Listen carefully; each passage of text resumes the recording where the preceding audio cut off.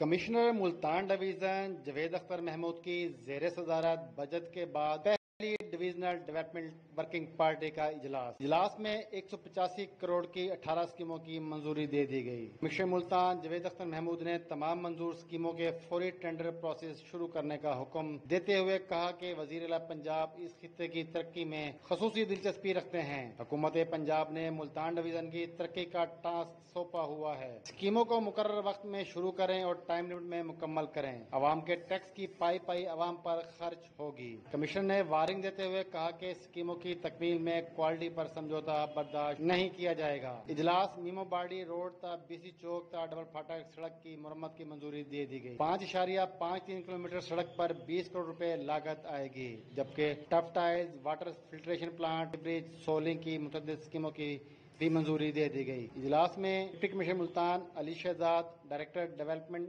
وکاس خاکوانی اور video link پر division کے تمام ڈپٹی کمشنر، ترقیاتی محکموں کے سربراہان بھی موجود تھے۔ کیمرامین کامران مظفر کے ساتھ شیخ ارشد علی، N نیوز ملتان۔